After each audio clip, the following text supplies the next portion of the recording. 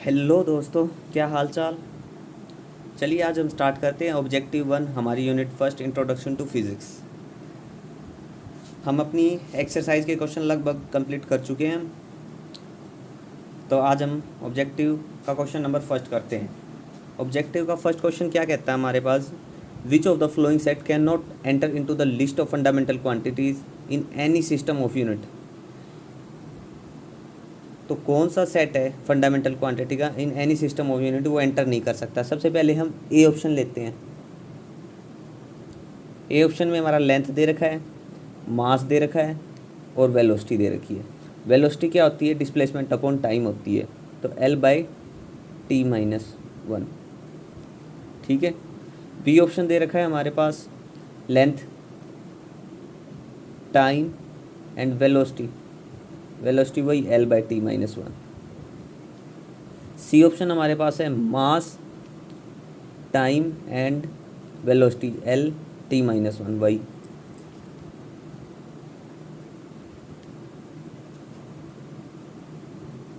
ठीक है।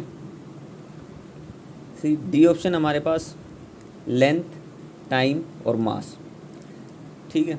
कौन सी फंडामेंटल क्वांटिटी में एंटर नहीं कर सकती, length, time, L/T। Fundamental quantity कौन सी होती है, जो इंडिपेंडेंट होंगी। तो अब देखिए यहाँ से हम क्या कह सकते हैं, यहाँ से हमें दिख रहा है कि L, M और V। ए ऑप्शन जो है हमारा, उसमें वेलोसिटी डिपेंड L लेंथ और टाइम पे, जो इसमें डायरेक्टली हो गया है। ठीक है। बी ऑप्शन है L/T/V, तो L और T इस पे डिपेंड होगी। लेकिन ए ऑप्शन में हमारा जो है टाइम नहीं है, इसमें मास नहीं है और इसमें तीनों ही अलग होगी। तो ये बेस क्वांटिटी है जिसमें ये L और T इस पे डिपेंड हो गया है, मतलब वेलोसिटी कम्प्लीटली डिपेंडेंट है। तो जो है हमारे पास इंडिपेंडेंट क्वांटिटी होगी वही set can not enter into the list. ठीक है। तो इंडिपेंडेंट ये तो लगभग है, तो ये एंटर नहीं कर सकती। Option B is the correct answer. ठीक है। तो ये हमारा क्वेश्चन 1 था। अब हमारा क्वेश्चन नंबर 2। क्वेश्चन 2 जो है वो है एक physical quantity is measured and physical quantity, मान लो फोर्स हमने मेजर किया, फोर्स इज इक्वल टू हमारे पास 2 न्यूटन है। ठीक है। ये हमारी यूनिट है, ये कोई कांस्टेंट वैल्यू है। अगर हम इसको इससे डिवाइड कर दें तो 2 किसके इक्वल होगा, F/n के, यूनिट के। तो हम क्या कह सकते हैं, 2 प्रोपोर्शनल होगा 1/n के। वही सेम चीज़ इसमें क्या गया, एक्सप्रेस्ड एज NU में एक्सप्रेस किया गया है, NU। That's will be equal to कोई भी क्वांटिटी हो सकती है हमारे पास जो भी ली गई है, हम कांस्टेंट मान लेते हैं, कुछ भी प्रोपोर्शनल लग सकते हैं। तो U जो है या N जो है वो प्रोपोर्शनल होगा किसके, 1/U के। तो इसका ऑप्शन हो जाएगा हमारे पास D option is the correct answer. इसके बाद हमारा क्वेश्चन नंबर 3 आता है ऑब्जेक्टिव 1 का। क्वेश्चन 3 में क्या है हमारे पास, x जो है एक डायमेंशन दे रखा है कि x का जो डायमेंशन है, जो हमारी कोई क्वांटिटी है, डिस्टेंस ही लगा लो, वो m पे डिपेंड है, m की a पे, l की b पे और t की c पे, ऐसे डिपेंड करती है। तो इस क्वांटिटी को मास में एक्सप्रेस करना है, इस क्वांटिटी को मास में डायमेंशनल रिप्रेजेंटेशन निकालनी है मास की फॉर्म में। मास की फॉर्म में अगर हमें निकालनी है तो ma निकालना है।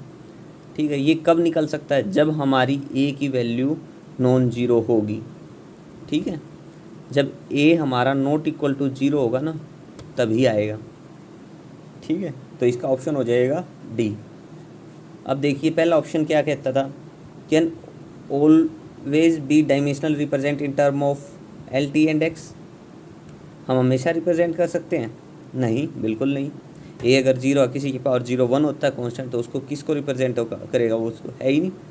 Can never be dimensionally represent in term of L/T and x, may be represent in term of जो कंडीशन दे रखी है वो सी और डी ऑप्शन में से हो सकती है। अगर हमारे पास 0 है तो हम रिप्रेजेंट कर नहीं सकते, ए अगर नॉट 0 तभी रिप्रेजेंट कर सकते हैं, तो इसलिए D is the correct answer.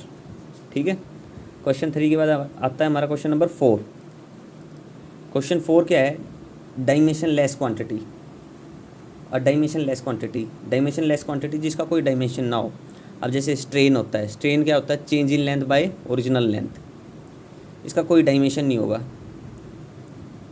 इसका डायमेंशन लेस होगी ये डायमेंशन लेस होगी। ठीक है। या हमारा एंगल हो गया, एंगल क्या होता है? रेडियन, यूनिट होती है रेडियन, लेकिन ये डायमेंशन लेस क्वांटिटी होती है। तो देखो डायमेंशन लेस क्वांटिटी है, अ dimension less quantity never has a unit.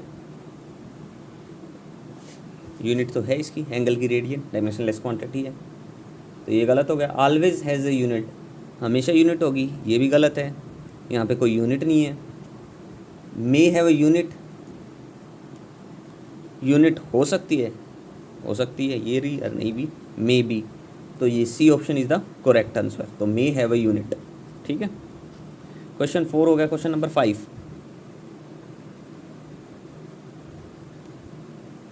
Question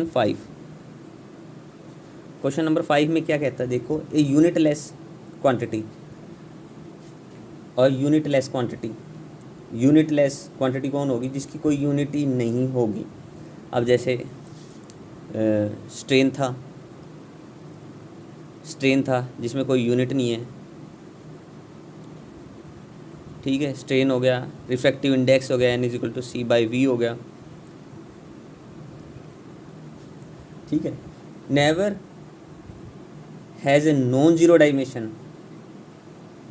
option first, never has a non zero dimension. B, always has a non zero dimension. May have a non zero dimension. Does not exist. नहीं, इसका option A होगा, never has a non zero dimension. ठीक है, क्योंकि देखो strain और refractive index, change in length by original length, कुछ ना कुछ वैल्यू आएगी। Never has a non zero dimension non zero कभी नहीं होगा। ठीक है, तो A is the correct answer. ठीक है। क्वेश्चन नंबर 6 देखिए आपका क्या है? Integration of dx divided by square root of 2ax minus x square, that's will be equal to a⁴n sine inverse x/a-1। ये हमारे पास क्वेश्चन दे रखा है। इस क्वेश्चन में कंडीशन देखो, अगर हमारे पास कोई लेंथ दे रखी है तो हम लेंथ में लेंथ ही ऐड कर सकते हैं। ठीक है, लेंथ में से लेंथ ही सब्ट्रैक्ट हो सकती है। तो जहाँ पे जिस क्वांटिटी के बारे में हमें बताया नहीं गया होगा तो वहाँ हम देख के ही थोड़ा समझ सकते हैं। जैसे ए है, यहाँ पे ए के बारे में कुछ हमें मेंशन नहीं किया गया, लेकिन a × x किया गया है, -x² किया गया है, तो मतलब इसके साथ मल्टीपल में है और इससे सब्ट्रैक्ट भी हो रही है, तो मतलब सेम क्वांटिटी है। 2 कांस्टेंट है, इसको भूल जाइए। अब स्क्वायर रूट में देखिए, ax माइनस एक्स स्क्वायर। अब ax लेंथ है, x भी लेंथ है, तो लेंथ का square metre square, length square हो जाएगी। -x ये भी हमारी लेंथ है, तो लेंथ स्क्वायर हो जाएगी। तो लेंथ स्क्वायर में से लेंथ स्क्वायर का कुछ लेंथ स्क्वायर बचेगी, तो क्या हो जाएगा? यहाँ से स्क्वायर रूट करेंगे, l आ जाएगा हमारे पास। स्क्वायर रूट का क्या आ जाएगा? l। ऊपर क्या है? dx, ये भी लेंथ है, लेंथ बाय लेंथ एक कांस्टेंट क्वांटिटी आ गई 1, कुछ भी आ गया कांस्टेंट 1 आ गया। ठीक है, ये हमारा लेफ्ट हैंड साइड होगी। अब हम बात कर रहे हैं right hand side. Right hand side में हमारे पास क्या है? a⁴n sine inverse x/a-1। ये कुछ दे रखा है, लेकिन हमें पता है एंगल क्या होता है। एंगल होता है एक डायमेंशन लेस क्वांटिटी।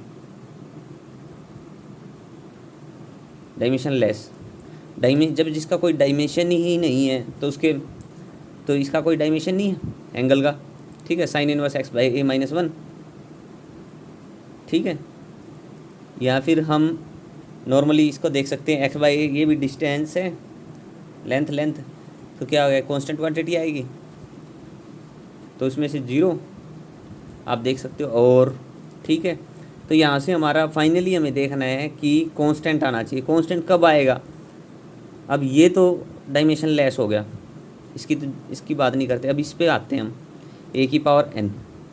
अगर n को कितना रखे कि हमारी वैल्यू एक कांस्टेंट आए, left hand side right hand side के इक्वल हो जाए, तो अगर n को हम 0 रखते हैं तो a की पावर 0 1 हो गया, तो दोनों साइड इक्वल हो जाएगी, तो इसलिए n इज इक्वल टू हो जाएगा हमारे पास 0, n इज इक्वल टू 0, इसलिए हमारे पास n हो जाएगा 0 के इक्वल। ठीक है, ये हमारा क्वेश्चन नंबर 6 का आंसर था। ठीक है,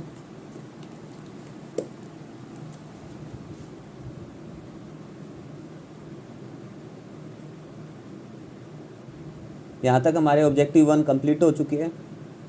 अब हम बात करते हैं हमारे ऑब्जेक्टिव 2, और इसके साथ ही हमारा चैप्टर कवरअप हो जाएगा।